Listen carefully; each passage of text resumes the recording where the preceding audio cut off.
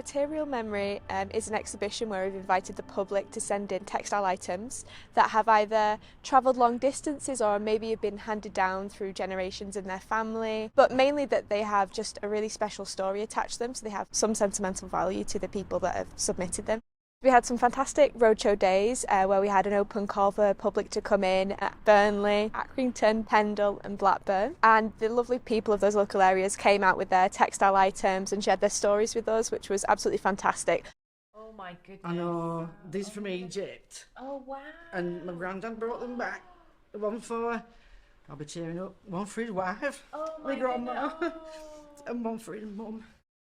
I got a diagnosis of cancer in 2003 and I had to have chemotherapy, so I knew I'd have to stay in, and I just thought, I'll make this armadillo, I'll have a go.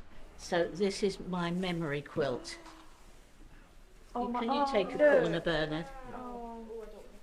I brought along a piece of embroidery, which is a journal, which I made in 2022, and there's a little tiny icon for every day of the year. I'm really pleased with how it turned out, and I wanted to bring it along today to represent something I'm really proud of and achieved, and that is really important to me as a piece of a kind of material memory.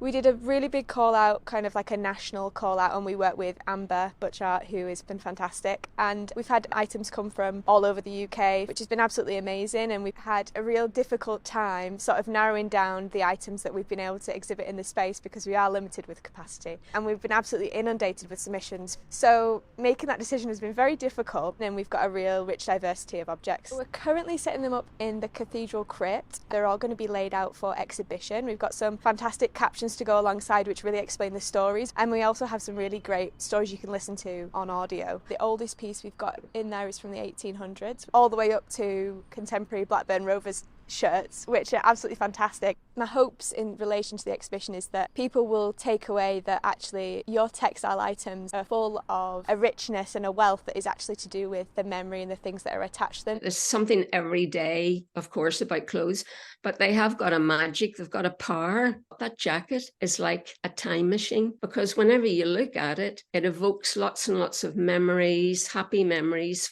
I think objects of worth and objects of love, and being able to express and share that memory of how important a particular object is in a family is really quite something. Thanks for having the tiny pair of shoes that mean so much to us as a family. I think my gran would be so chuffed. I'm really chuffed that they're there. A lot of the items we have in the exhibition have been really cared for and mended over the years, and so actually looking after your textiles, caring for them, really adds to the quality and the richness that's within them and makes them really special. And so it does have a bit of a make do amend attitude which runs through, and I think that's really lovely and kind of speaks to sustainability.